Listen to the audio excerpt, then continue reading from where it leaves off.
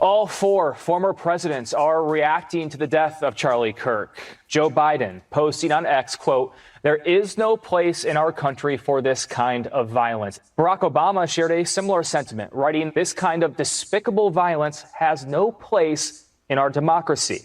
And a statement as well from George W. Bush, who said this: "Members of other political parties are not our enemies. They are our fellow citizens." And a message from Bill Clinton, who says he hopes we all go through some serious introspection and redouble our efforts to engage in debate passionately yet peacefully. Yeah, and let's not get sidetracked by who may or may not have been friends with Jeffrey Epstein. Okay? Just focus on the introspection thing. But yes, it was comforting to see our living past presidents and Joe Biden attempting to lower the country's temperature yesterday. But none of those guys are running this place right now. So I want to hear from the current big guy. For years, those on the radical left have compared wonderful Americans like Charlie to Nazis and the world's worst mass murderers and criminals. This kind of rhetoric is directly responsible for the terrorism that we're seeing in our country today. It's worth it. I think it's worth to have a cost of, unfortunately, some gun deaths every single year so that we can have the Second Amendment to protect our other God-given rights. That is a prudent deal. It is rational. A portion of a video and that we have of the suspect, as well as some new stills. Those have already been released, but we want to make sure that they get as much attention as possible so that we can get help from the public in tracking down this evil human being. So we're going to cue up the video right now, show that. I've asked Commissioner Bo Mason if he would narrate to you what is happening in this video. Thank you, Governor. Bo Mason, Commissioner for the Utah Department of Public Safety. If you look up to the top left, you'll see the building where the shooter was proned out in the top left corner. We'll go ahead and play that video, and I'll narrate as we walk through that. So here you see the suspect ran behind that upper building. He's going to come out on the right, moves to this far right corner.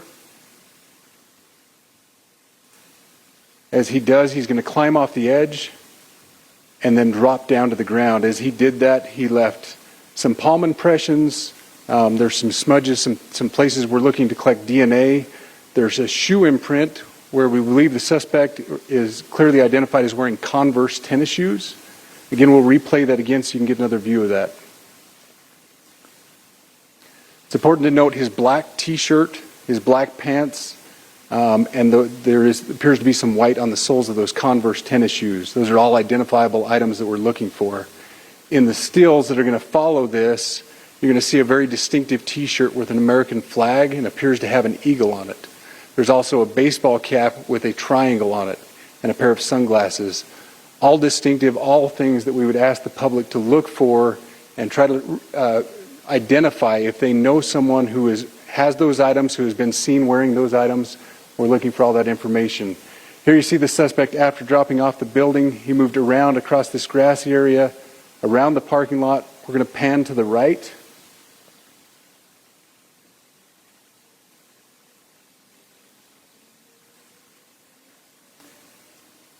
After he crosses the street, this is where he moves over into the wooded area. This is the video evidence that we utilize to track his movements and to locate that firearm in that wooded area following the discovery of this evidence. Good. You want to go to the stills? So here's the still photographs I mentioned. These have been enhanced, so these are slightly different than what we introduced earlier. Please pay close attention to the T-shirt. Like I said, very distinctive with that American flag and that eagle. The hat with the triangle and the sunglasses. If you'll go to the next picture, please. The backpack as well. All identifying features that we're hoping the public can help us identify and lead us to this suspect. Next picture. And again, there's a better picture of the hat with that triangle logo, and again the T-shirt. Blue jeans, and you get a good look at those Converse tennis shoes as well. We have pushed these out. We'll continue to push these out. And we just ask for the public's cooperation through the public. The tips that have been coming in are what are giving us our next leads and enabling us to continue to further this investigation. We've had great cooperation from the public, and we're continuing to ask for that as we move forward. Thank you, and I'll turn the time back over to Governor Cox. Thank you so much, Commissioner Mason. I want to thank Director Patel and his team. It's great to have them on the ground with us tonight. We've had several briefings, and he's had an opportunity to walk the crime scene. We appreciate our local law enforcement here. Again, we have Mike Smith, who is the county sheriff here. We have all of our local chiefs of police that are here as well, all working hand in hand with the state and with the FBI as we move forward with this investigation. Now, I'll just give you a little warning. We will not be taking any questions at this time. We're giving you the latest information we have, being as transparent with everything that we have. But I do want to share a couple things that I think are important. We cannot do our job without the public's help right now. We don't give a fuck! Jesus! We don't give a fuck! The all-out manhunt now enters the second day for the shooter who killed Charlie Kirk, the conservative activist. There's so much video out there from this event. There are 3,000-ish people that were there, including the moment right after the single fatal shot was fired. The crowd at Utah Valley University, as you can see, just breaks out into a run. Chaos trying to search for safety. There's another video that also appears to show a figure ducking and running across a rooftop. You'll see it highlighted right there in a building that's just opposite the event, opposite of where Charlie Kirk was shot. As of now, no suspect has been publicly identified. 2 people were taken into custody, but then released yesterday. Kirk was just 31 years old, a father of 2 children, and he was a leading figure among young conservatives and also in the broader conservative movement as well. Leaders from across the political spectrum are speaking out, condemning this political violence, condemning this tragedy, with Utah's governor calling it a political assassination. Charlie Kirk was also very close with President Trump, and the president spoke directly to camera in a video from the Oval Office last night, expressing his grief, shock, and anger. Charlie was a patriot who devoted his life to the cause of open debate and the country that he loved so much, the United States of America. He fought for liberty, democracy, justice, and the American people. He's a martyr for truth and freedom, and there's never been anyone who was so respected by youth. This is a dark moment for America. My administration will find each and every one of those who contributed to this atrocity. CNN's Nick Watt is on the scene for us in Utah. Nick, let's talk about the fact that there is still a search for the person who did this. What is the latest there? Well, Kate, it is coming up on 17 hours now since Charlie Kirk was shot, that single bullet, as you mentioned, on this campus here in Utah. And as one analyst told us, time just means the ability to get further away for that suspect. Now, as you mentioned, 2 people were detained, questioned, and released. According to the governor, he believes they are looking for one person. He calls this a political assassination and intimated that if this person is caught, the death penalty could be sought in this case. Now, we are told by Utah officials that crime scenes, there are now multiple crime scenes based, we're told, on where the suspect and the victim traveled. Now, I want to take you through what we know. We have some video that was shot from inside a building in the immediate aftermath of that shot. You see people running. Of course, when one shot is fired on a campus in this country, people suspect a campus shooter. They suspect that there will be more rounds fired. There were not. But in that video, you can see one person running on a rooftop. Now, if that person running was the shooter, they would probably have been positioned on top of the low-C building, which is about 200 yards away from where Charlie Kirk was sitting. There is a direct line of sight across the roof of another building to Kirk. Now, That building, the Losi building, is connected to another building by an elevated walkway. It is easy to access. There's just a railing that somebody could jump over. And in the hours after the shooting, there was police tape, police activity on that roof. So that is where we suspect that the shot was fired from. At about 12:36, so maybe 15 or 16 minutes after the shooting, an officer called in a description of a suspect. He's wearing jeans, black shirt, black mask, long rifle, described as being on top of a building. Now, we also heard from Utah officials that they do have some security camera footage of the person they believe to be the suspect, but those officials were eager to point out that that video is perhaps not of the best quality. I'm sick of people stealing my stick. If anyone around here is going to be a master debater, it's me.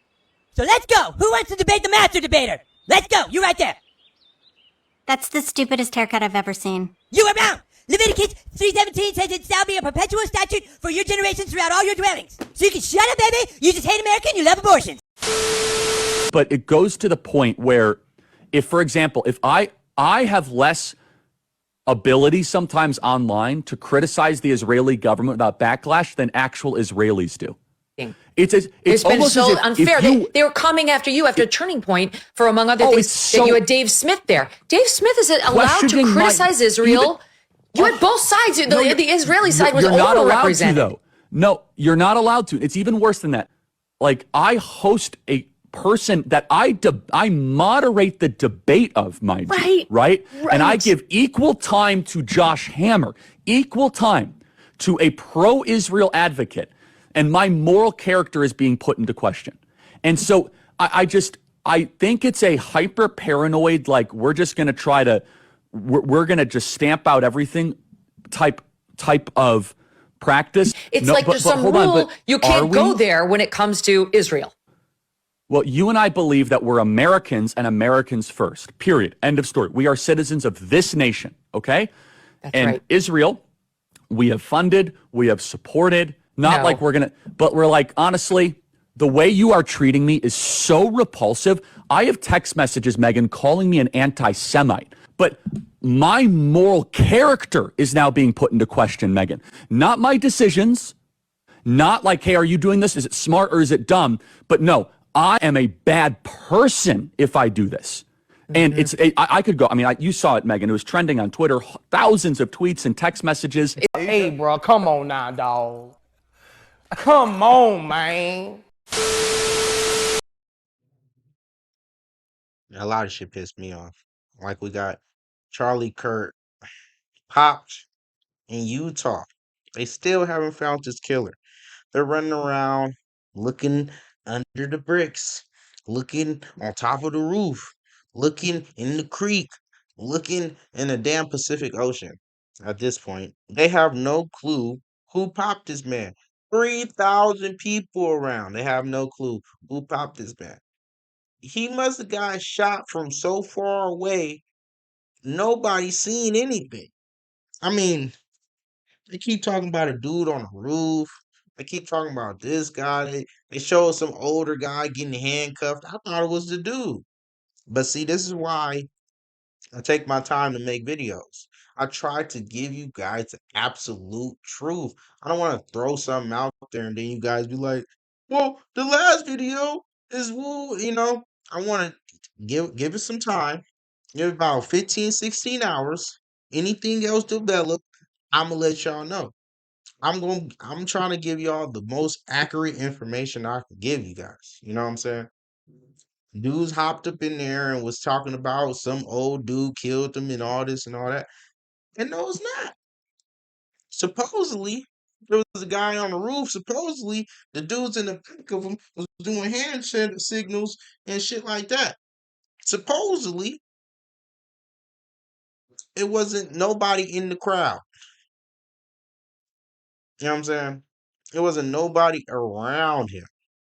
Supposedly, he got hit with a 7.62 to cause that type of damage.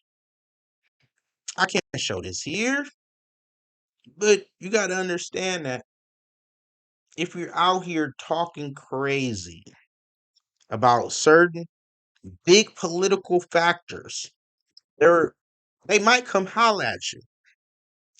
There's big money into what you're talking about. You can't be trying to change the world and don't think you're about to be gaining enemies. You can't think that you're gonna persuade people and gather people and have people around you that that have your best interests and have your viewpoints, and then think that you won't have 20 people in the crowd that don't agree with you, that don't want you to live, that don't want you to succeed in what you're doing. You're surrounded by 3,000 people.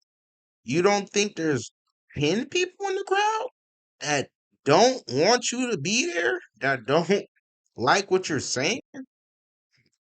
And after you get so big on the internet, you start doing all these things, different interviews and stuff, and you think you made it, right? You sacrificed a lot to get here. You got to understand that it is a bigger target on your back now than when you were in your garage talking shit with the fellas. You got to understand there's a bigger target on your back now when you're talking crazy about different countries and big political parties. You got to understand that people will see you gone. People don't want to see you win. They want to see you out of there. You know what I'm saying? Off of your pedestal, off of your position. You know what I'm saying? And you actually earned the position, but they still hate to see you there. They don't want to see you on top. And I'm just saying it not just for Charlie. I'm talking about everybody. I'm talking about cats that never thought they would be something. They trying to knock you off your pivot, brother. They're trying to knock you off of your opportunity to win. And Charlie was winning. What he needed to do was protect himself more, right? Because he was entering a realm where once you start talking about these cats that's got the small hats, they'll come after you and they'll make sure they make an example out of you. They don't like when people start making waves for them. You know what I'm saying?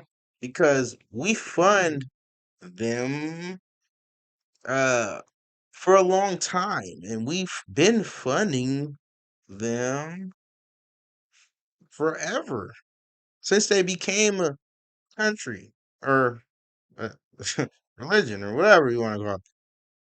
We got to understand that you will create big enemies the bigger you get. The more people that hear your voice, the more people that don't like what you say. When you start making this type of money, people will kill you just for bread. People will kill you for anything that you said. You got to understand you have to protect yourself at all times because security might be working with them. And it is what it is, man.